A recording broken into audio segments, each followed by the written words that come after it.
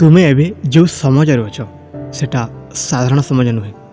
ଏହା ସେଇ ବୟସ ଯେଉଁଥିରେ ଲୋକେ ସ୍ୱପ୍ନ ଦେଖନ୍ତି, ଭୁଲ କରନ୍ତି, ଶିଖନ୍ତି, ହାରନ୍ତି, ପୁଣି ଉଠନ୍ତି ଆଉ ନିଜ ଜୀବନର ଦିଗ ନିର୍ଦ୍ଦେଶ କରନ୍ତି। କିନ୍ତୁ ସବୁଠାରୁ ବଡ଼ କଥା ହେଉଛି ଏହି ବୟସ ଚୁପଚାପ ହାତରୁ ସରିଯାଉଛି।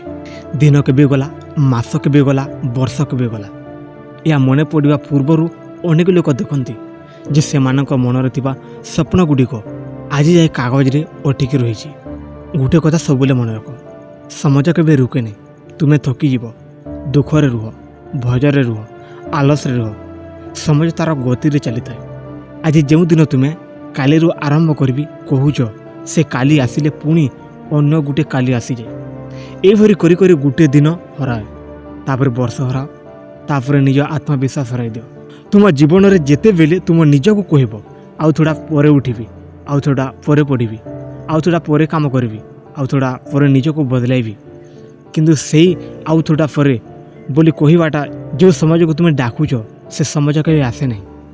କାରଣ ପରିବର୍ତ୍ତନ ସେତେବେଳେ ଆସେ ଯେତେବେଳେ ମଣିଷ ନିଜକୁ କହେ ଏବେ ଏ ମୁହୂର୍ତ୍ତରେ। ତୁମର ବୟସ 20 ବର୍ଷ, 30 ବର୍ଷ ଏଗୁଡ଼ିକ ମଜାକ ନୁହେଁ। ଏହି ସମାଜ ହେଉଛି କିଛି ତିଆରି କରିବାର ସମାଜ। ଯେଉଁ ଲୋକ ଏହି ସମାଜରେ ନିଜକୁ ଗଢ଼େ ସେ ଆଗକୁ ଶାନ୍ତିରେ ଚାଲେ, ଆଉ ଯେଉଁ ଲୋକ ଏହି ସମାଜକୁ ଅବହେଳା କରେ ପରେ ସେହି ଲୋକ ନିଜ ଗତିକୁ ଭାବି ଅନୁତାପ କରେ। ତୁମେ ସତ କହ, ଆଜି ଯେତେ ସମାଜ ଫୋନ୍ରେ ହରାଉଛ, ଯେତେ ସମାଜ ଅନ୍ୟମାନଙ୍କ ଜୀବନ ଦେଖି ନିଜକୁ ଛୋଟ କରୁଛ, ସେତେ ସମାଜ ଯଦି ନିଜ ଜୀବନକୁ ଦେଇଥାନ୍ତ ଆଜି ତୁମେ ଅନ୍ୟ ଜାଗାରେ ଥାନ୍ତ। ଅନେକ ଲୋକ ନିଜ ଜୀବନରେ କାମ କରୁନାହାନ୍ତି କିନ୍ତୁ ଅନ୍ୟମାନଙ୍କ ସଫଳତା ଦେଖି ଦୁଃଖ କରନ୍ତି। ଏହା ସବୁଠୁ ବଡ଼ ଭୁଲ। ଅନ୍ୟର ସଫଳତା ଦେଖି ଈର୍ଷା କରିଲେ କିଛି ମିଳେ ନାହିଁ, କିନ୍ତୁ ନିଜର ଗୋଟିଏ ଛୋଟ ପଦକ୍ଷେପ ଆଗକୁ ନେଲେ ସବୁ କିଛି ବଦଳେ। ତୁମେ ଭାବୁଥିବ ମୋ ପାଖରେ ଅଧିକ ସମାଜ ଅଛି, କିନ୍ତୁ ନାହିଁ, ସମାଜ ଅଧିକ ନୁହେଁ। ପ୍ରତ୍ୟେକ ସକାଳେ ତୁମ ଜୀବନରୁ ଗୋଟିଏ ଦିନ କମିଯାଉଛି, ପ୍ରତ୍ୟେକ ରାତିରେ ତୁମେ ଆଉ ଗୋଟିଏ ଦିନ ହରାଉଛ। ପ୍ରଶ୍ନ ହେଉଛି ଆଜି ତୁମେ କ'ଣ ଗଢ଼ିଲ? ତୁମେ ଆଜି କେଉଁ ଅଭ୍ୟାସ ବଦଳାଇଲ? ତୁମେ ଆଜି ନିଜ ପାଇଁ କେଉଁ ସଠିକ୍ ସିଦ୍ଧାନ୍ତ ନେଲ?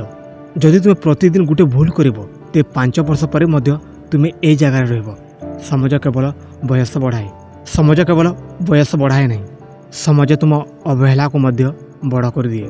ଆଜି ତୁମେ ଯଦି ଶରୀରକୁ ଅବହେଳା କରୁଛ କାଲି ଶରୀର ତୁମକୁ ଦୁର୍ବଳ କରିଦେବ। ଆଜି ତୁମେ ଯଦି ମନକୁ ଅବହେଳା କରୁଛ କାଲି ମନ ତୁମକୁ ଭୟରେ ଭରିଦେବ।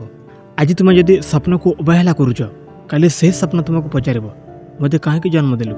ଅନେକ ଲୋକ ଚାହାନ୍ତି ଜୀବନ ବଦଳି ଯାଉ କିନ୍ତୁ ନିଜେ ବଦଳିବାକୁ ଚାହାନ୍ତି ନାହିଁ। ସେମାନେ ଚାହାନ୍ତି ଫଳ ଆସୁ କିନ୍ତୁ ଚାଷ କରିବାକୁ ନ ପଡ଼େ। ସେମାନେ ଚାହାନ୍ତି ସମ୍ମାନ ମିଳୁ କିନ୍ତୁ ପରିଶ୍ରମ କରିବାକୁ ନ ପଡ଼େ। ଏହି ପୃଥିବୀରେ କେହି ଆସି ତୁମକୁ ଯୋଗାଇବ ନାହିଁ, କେହି ଆସି କହିବ ନାହିଁ ଉଠ ତୁ ସମାଜ ଯାଉଛି। ଏହି ଶବ୍ଦ ତୁମକୁ ନିଜ ଭିତରୁ ଶୁଣିବାକୁ ପଡ଼ିବ। ଦେଖ, ତୁମକୁ ପୁଣି ପୁଣି ସୁଯୋଗ ଦେଉଛି କିନ୍ତୁ ପ୍ରତ୍ୟେକ ସୁଯୋଗର ଗୋଟିଏ ସମାଜ ସୀମା ଅଛି। ଯେଉଁ ଲୋକ ସେହି ସମାଜକୁ ବୁଝିପାରେ ସେ ନିଜ ଜୀବନକୁ ଦିଗ ବଦଳାଇ ଦେଇଥାଏ, ଆଉ ଯେଉଁ ଲୋକ ସମାଜକୁ ସାଧାରଣ ଭାବେ ନେଉଥାଏ ସେ ଦିନେ ନା ଦିନେ ନିଜ ହାତ ଖାଲି ଦେଖି ଚୁପ୍ ହୋଇଯାଏ। ଆଜି ତୁମେ ଯେଉଁଠାରୁ ଅଛ ସେଠାରୁ ଆରମ୍ଭ କରିପାରିବ, କାରଣ ଜୀବନର ସବୁଠୁ ବଡ଼ ସତ୍ୟ ହେଉଛି ଆରମ୍ଭ ପାଇଁ ପରଫେକ୍ଟ ସମାଜ କେବେ ଆସେ ନାହିଁ, କିନ୍ତୁ ସାହସ ଥିଲେ ସାଧାରଣ ମୁହୂର୍ତ୍ତ ମଧ୍ୟ ବଡ଼ ଟର୍ଣ୍ଣିଂ ପଏଣ୍ଟ ହୋଇଯାଏ। ତୁମେ ବହୁତ କିଛି ଭାବୁଛ, ବହୁତ କିଛି କରିବାକୁ ଚାହୁଁଛ, କିନ୍ତୁ ଭିତରେ କେଉଁଠି ନା କେଉଁଠି ଗୋଟିଏ ଆଲସ, ଗୋଟିଏ ଭଜ, ଗୋଟିଏ ସନ୍ଦେହ ତୁମକୁ ଧରି ରଖୁଛି। ଏହି ସନ୍ଦେହ ଯଦି ଆଉ କିଛି ବର୍ଷ ତୁମ ସହିତ ରହିଗଲା ତେବେ ତୁମେ କେବଳ ବୟସରେ ବଡ଼ ହେବ କିନ୍ତୁ ଜୀବନରେ ଆଗକୁ ବଢ଼ିପାରିବ ନାହିଁ। ସେଥିପାଇଁ ଆଜି ନିଜକୁ ଗୋଟିଏ ପ୍ରଶ୍ନ ପଚାର, ମୁଁ ଆଉ କେତେ ଦିନ ବୋଲି ରହିବି? କେତେ ଦିନ ମୁଁ ନିଜ ସ୍ୱପ୍ନ ପାଇଁ ପଛକୁ ଟାଳିବି? କେତେ ଦିନ ମୁଁ ଅନ୍ୟମାନଙ୍କୁ ଦେଖି ନିଜକୁ ଛୋଟ ଭାବିବି? ହୋଇପାରେ ତୁମେ ଏବେ ଭାବୁଛ ମୋ ପାଖରେ ଅଧିକ କିଛି ନାହିଁ, ମୋ ପରିସ୍ଥିତି ସହଜ ନୁହେଁ, ମୋ ପାଖରେ ସାହାଯ୍ୟ କରିବା ପାଇଁ କେହି ନାହିଁ। କିନ୍ତୁ ସତ୍ୟ ହେଉଛି ବହୁତ ଲୋକ ଶୂନ୍ୟରୁ ଆରମ୍ଭ କରିଛନ୍ତି। ବଡ଼ ସଫଳତା ପାଇଥିବା ଲୋକଙ୍କର ଆରମ୍ଭ ସବୁବେଳେ ସୁବିଧାରୁ ହୋଇନଥିଲା। ତାଙ୍କ ପାଖରେ ମଧ୍ୟ ଅସୁବିଧା ଥିଲା, ଭୟ ଥିଲା, ଦୁଃଖ ଥିଲା, କିନ୍ତୁ ସେମାନେ ଗୋଟେ କଥା ବୁଝିଥିଲେ ଯେ ପର୍ଯ୍ୟନ୍ତ ମୁଁ ଚେଷ୍ଟା କରୁଛି ସେ ପର୍ଯ୍ୟନ୍ତ ମୋ ଜୀବନର କାହାଣୀ ଶେଷ ହୋଇନି। ସମାଜ ତୁମକୁ ପ୍ରତିଦିନ ଡାକୁଛି, ସକାଳର ଆଲୋକ ତୁମକୁ ଡାକୁଛି, ପ୍ରତ୍ୟେକ ନୂଆ ଦିନ କହୁଛି ଏହା ଗୋଟିଏ ସୁଯୋଗ। କିନ୍ତୁ ଯଦି ତୁମେ ପ୍ରତିଦିନ ସେହି ଗୋଟିଏ ଭୁଲ, ସେହି ଗୋଟିଏ ଅଭ୍ୟାସ, ସେହି ଗୋଟିଏ ଅବହେଳା ନେଇ ରହିଛ ତେବେ ଦିନ ବଦଳିବ କିନ୍ତୁ ଜୀବନ ବଦଳିବ ନାହିଁ। ଆଜି ଯାହା କଷ୍ଟ ଲାଗୁଛି କାଲି ସେହି କଷ୍ଟ ତୁମ ଶକ୍ତି ହେବ। ଆଜି ଯେଉଁ ଡିସିପ୍ଲିନ୍ କଠିନ ଲାଗୁଛି କାଲି ସେହି ଡିସିପ୍ଲିନ୍ ତୁମକୁ ଭିଡ଼ରୁ ଅଲଗା କରିଦେବ। ଆଜି ଯେ ସାକ୍ରିଫାଇସ୍ ବଡ଼ ଲାଗୁଛି ସେହି ସାକ୍ରିଫାଇସ୍ ତୁମକୁ ସମ୍ମାନ ଦେବ, କାରଣ ଜୀବନ କେବେ ମାଗଣାରେ କିଛି ଦିଏ ନାହିଁ। ଯେଉଁ ଲୋକ ନିଜ ଉପରେ କାମ କରେ ଜୀବନ ଶେଷରେ ସେହି ଲୋକଙ୍କୁ ଫଳ ଦିଏ। କିଏ ଭୁଲିବ ନାହିଁ ଯେ ତୁମ ଜୀବନରେ ଘୋଡ଼ି ଚାଲୁଛି, ପ୍ରତ୍ୟେକ ଦିନ ତୁମ ବୟସ ବଢ଼ୁଛି କିନ୍ତୁ ତା ସହିତ ତୁମ ସୁଯୋଗ ମଧ୍ୟ କମୁଛି। ସେଥିପାଇଁ ଯେଉଁ କାମ ତୁମେ ଆଜି କରିପାର ସେହି କାମକୁ କାଲି ପାଇଁ ଛାଡ଼ ନାହିଁ। ଯଦି ଆଜି ତୁମେ ଛୋଟ ପଦକ୍ଷେପ ନେଉଛ ତେବେ କାଲି ବଡ଼ ରାସ୍ତା ତିଆରି କରିବ। ଯଦି ଆଜି ତୁମେ ନିଜକୁ ହାରିବାକୁ ଦେବ ନାହିଁ ତେବେ କାଲି ପରିସ୍ଥିତି ତୁମକୁ ହରାଇ ପାରିବ ନାହିଁ। ଯଦି ଆଜି ତୁମେ ନିଜ ମନକୁ ଜିତିବ ତେବେ ଜୀବନର ବଡ଼ ଯୁଦ୍ଧ ମଧ୍ୟ ତୁମେ ଜିତିପାରିବ। ତୁମ ଭିତରେ ଯେଉଁ ଶକ୍ତି ଅଛି ସେ ଶକ୍ତିକୁ ଆଉ ସହିବାକୁ ରଖ ନାହିଁ। ନିଜକୁ ଆଉ ସାଧାରଣ ଭାବରେ ଦେଖ ନାହିଁ। ତୁମର ଜୀବନର ମୂଲ୍ୟ ଅଛି, ତୁମର ସମାଜର ମୂଲ୍ୟ ଅଛି, ତୁମ ସ୍ୱପ୍ନର ମୂଲ୍ୟ ଅଛି। ସେଥିପାଇଁ ଏବେ ଉଠ, ନିଜ ମନକୁ ସଂଗ୍ରହ କର ଆଉ ନିଜକୁ କହ ମୁଁ ଆଉ ମୋ ଜୀବନକୁ ନଷ୍ଟ କରିବି ନାହିଁ। ଗୋଟେ ଦିନ ତୁମେ ସଫଳ ହେବ କିନ୍ତୁ ସେହିଦିନ ଆଜିର ନିଷ୍ପତ୍ତି ଉପରେ ଡିପେଣ୍ଡ କରୁଛି।